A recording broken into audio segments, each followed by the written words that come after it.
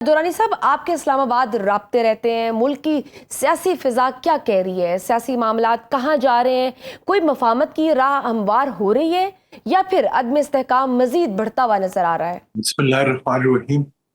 اصل میں یہ بات اتنی سی ہے کہ جو ہمارے سیاستدان، جو حکمران سیاستدان ہیں، وہ بھی سیاست نہیں کر رہے، اور جو اپوزیشن میں ہے وہ بھی سیاست نہیں کر رہے۔ جو حکمران ہیں وہ نوکری کر رہے ہیں، اور جو اپوزیشن میں ہے وہ بس کھیل کود کر رہے ہیں، مزے کر رہے تو ہیں۔ اس سب چیز کا نتیجہ یہی ہے کہ کوئی سیاسی پیش رفت اور کوئی سیاسی سمت جو ہے اس کا تعین تو نہیں ہے۔ تو اس وقت حکومت تو جو چل رہی ہے وہ تو بیوروکریسی چلا رہی ہے، اسٹیبلشمنٹ چلا رہی ہے، اور ملک کے وہ ادارے چلا رہے ہیں جن کا کام سیاست دانوں کی ڈائریکشن پہ سیاست گورننس کو چلانا ہوتا ہے۔ تو وہ بیچارے اوور ٹائم لگا رہے ہیں، تو سیاست دان تو بس جو حکمران ہے وہ نوٹ شوٹ چھاپ رہے ہیں، اور جو اپوزیشن والے ہیں وہ بس انتظار فرماؤ اور ایک دوسرے سے جھگڑوں میں مصروف ہیں۔ تو اس لیے کوئی ماحول نہیں بن رہا، عوام کے اندر بہت ڈسپنڈنسی بڑھ رہی ہے، معیشت کے چیلنجز جو ہیں وہ آج کھڑے ہوئے ہیں، اور آئندہ کا سمت جو ہے وہ کوئی امید نہیں دے پا رہی نوجوانوں کو اور ملک کی نئی جنریشن کو۔ تو یہ کرائسس تو ہیں، لیکن ابھی اتنی بڑی کامیابی اللہ تعالیٰ نے ہمیں دی ہے کہ ہماری ایک بہت بڑے دشمن ملک کے ساتھ ہم نے ایک بہت بڑا جنگی مقابلہ کیا ہے، اور اس میں ہمیں اللہ تعالیٰ نے سرخرو ہی نہیں کیا، کامیاب ہی نہیں کیا، بلکہ سرفراز بھی کیا۔ اس سب کچھ کے باوجود آج تو یہ ہونا چاہیے تھا کہ ملک کے اندر ایک فرور ہوتا اور پوری قوم متحد ہو جاتی، لیکن آج اگر آپ حکومت کو دیکھیں تو وہ اپوزیشن کو دیکھ کے مار رہی ہے، اور اپوزیشن کو دیکھیں تو انہیں پتہ نہیں کہ وہ کدھر جائیں۔ تو میں سمجھتا ہوں کہ یہ بہرحال اس وقت چیلنجز تو ہیں، بہت سے چیلنجز ہیں۔ تو درانی صاحب، ریکنسیلیشن لیکن نہیں ہو، جس طرح سے آپ نے ذکر کیا کہ اللہ تعالیٰ نے اتنی بڑی کامیابی سے نوازا، اور یہ وہ موقع تھا جہاں پوری قوم متحد ہو گئی تھی اور سب ایک ساتھ کٹھے تھے، چاہے وہ حکومت میں تھے، اپوزیشن میں تھے، سب اس ملک کے دفاع کے لیے یکجا ہو گئے ہوئے تھے۔ ڈونٹ یو تھنک ایک بیسٹ ٹائم تھا، اور اس ٹائم میں جو وہ ہم نے جس یونٹی کا مظاہرہ کیا تھا وہ ہمیں آگے بھی لے کر چلنی چاہیے تھی، اور کوئی مفاہمت کی راہ نکالنے کی ضرورت پیش آنی چاہیے تھی، کوئی بات چیت، تاکہ یہاں جو بھی مسائل ہیں یا ڈیفرنسز ہیں ان کو ختم کر کے ٹیبل پہ بات لے کر آنی چاہیے تھی سم ہاؤ۔ لیکن لگتا ہے کہ جیسے ہم شاید وہ موقع کیش نہیں کر پائے۔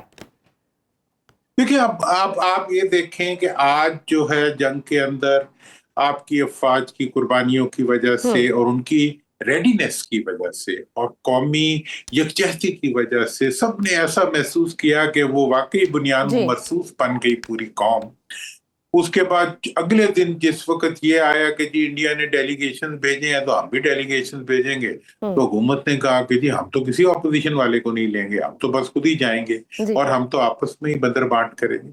تو اس سے تو یہ لگتا ہے نا کہ ہمارا کوئی انٹینشن ہی نہیں ہے کہ ہم ملک کے لیے اور ملک کے مفاد کے لیے، وسیع تر مفاد کے لیے ایک وسیع تر حکمت عملی بنانے کے لیے ہم تیار نہیں ہیں۔ ہم صرف اس چیز پہ ہیں کہ ہم کس طرح سے اپنے اکاؤنٹ سیٹل کر لیں۔ تو آپ کو نہیں لگتا کہ جیسے ایک اور سوچ کا اظہار کیا جا رہا ہے کہ اس ساری سچویشن کے بعد جو ایک کنیکشن تھا شاید جو عوام کا، اسپیشلی یوتھ کا ہماری فوج کے ساتھ، وہ شاید ٹوٹ گیا تھا، اور وہ کہہ رہے ہیں کہ اب اس کے بعد دوبارہ جڑ گیا ہے؟ اور ایک اور بحث چھڑی ہوئی ہے عمران خان صاحب کی مقبولیت کے حوالے سے کہ ان کی مقبولیت کا گراف نیچے آ گیا ہے اور ادروائز دوسری طرف گراف اوپر ہو گیا ہے۔ آپ اس بارے میں کیا کہتے ہیں؟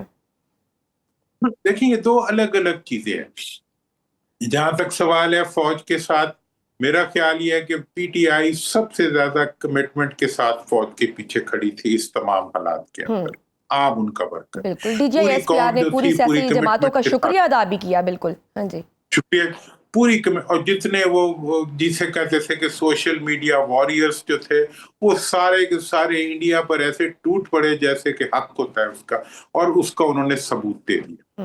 اب مسئلہ یہ ہے کہ کیا وہ فوج کے ساتھ ان کا کھڑا ہونا ایک فطری اور ایک ملک کی تقاضا ہے، یہ جو حکمران ہیں یہ کیسے سمجھ لیتے ہیں کہ اگر وہ فوج کے ساتھ کھڑے ہوئے ہیں تو ان کے پیچھے ہو گئے؟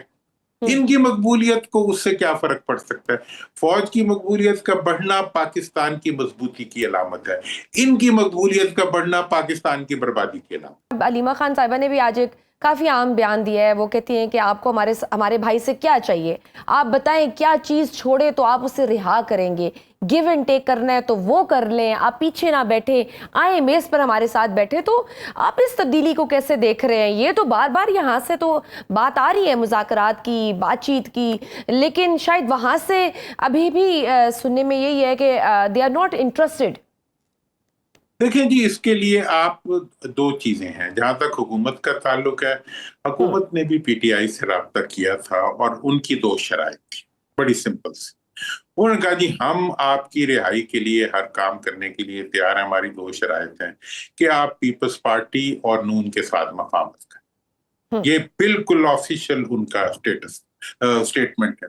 انہوں نے اس سٹیٹمنٹ کو دیا بھی اور اس کو اکنالج بھی کیا کہ جی اگر آپ چاہتے ہیں کہ عمران خان صاحب رہا ہوں تو آپ ان دونوں پارٹیوں کے ساتھ نیگوسیشن شروع کریں، ان سے مفاہمت کریں۔ تو پھر انہوں نے آگے سے یہی جواب دیا ہوگا نا کہ پھر ہم کیا کریں گے؟ ٹھیک ہے، اگر آپ کے ساتھ مفاہمت کریں گے تو پھر عوام کہاں جائیں گے؟ لہذا اس وقت جو ایشو ہے وہ یہ ہے کہ پی ٹی آئی کو، اب دیکھیں علیمہ بی بی ہے، وہ بہن ہے، بہن کا دل ہوتا ہے، وہ اپنے بھائی کے مسلسل گرفتاری، گرمی میں جیل کے اتنے مطلب مصائب برداشت کرنے کی وجہ سے وہ یقیناً رنجیدہ ہوں گی۔ بچے ہیں ان کے، ٹھیک ہے نا جی، بالکل بچے ایک بھی ایموشنل رنجیدہ ہوں گے، اٹیچمنٹ ہے، obviously نیچرل ہے۔ ہاں جی، ایموشنل اٹیچمنٹ۔ لیکن کیا وہ پاکستان کی سیاست کا یا عمران خان کی سیاست کا آلٹرنیٹ ہے؟ نو۔ اگر عمران خان بھی مروثیت کی طرف چلے جائیں گے، اگر عمران خان صاحب اپنے خاندان کے لوگوں کو اور بچوں کو ان دونوں کی طرح لے آئیں گے تو ان کا تو ریٹ ہی ختم ہو جائے گی پبلک کے اندر۔ تو لہٰذا اس چیز کو ریئلائز کرتے ہوئے کہ عمران کے لیے جو بہنیں بچے جو کچھ بھی کہیں وہ کہہ سکتے ہیں اور وہ ان کا رائٹ ہے کہ وہ اپنے بھائی کی لیکن جو رہائی کا پھر مطالبہ دورائن صاحب کریں۔ جو پیچھے بھی بیٹھے ہیں نا، جو ان کو ریپرزینٹ کریں، پھر وہ بھی تو اس طرح کے بیانات دے رہے ہیں۔ ابھی مذاکرات کی بات کی جا رہی ہے، دعوت دی جا رہی ہے، لیکن دوسری طرف علی امین گنڈا پور صاحب یہ کہتے ہیں کہ ہم اسلحہ لے کر آئیں گے، اسلام آباد پر چڑھائی کر دیں گے۔ پچھلی دفعہ بھی آپ نے ریزن دی تھی جب آپ نے یہ کہا تھا کفن باندھ کے آئیں گے، تو انہوں نے کہا کہ آپ لوگ دھمکی ایسی دیتے تھے اس لیے ہم نے نفری وہاں پہ کھڑی کر دی تھی۔ اب پھر ایسی بات کریں، تحریک کی بات ہو رہی ہے تو وہ کہتے ہیں اسلحہ لے کر آئیں گے۔ آپ کے خیال میں اس طرح کے بیان کی ضرورت ہے؟ ڈونٹ یو تھنک کہ جمہوری طریقے سے ایک تحریک کو چلایا جائے؟ یہ سارا پلان جو ہے نا، یہ حکومت بنا کے ان کے اوپر امپوز کرتی۔ یہ حکومت کی وہ اسٹریٹجی ہے جس کے تحت وہ پی ٹی آئی کی قوت کو مسلسل ڈیزالو کرنے کی کوشش کر رہی ہے۔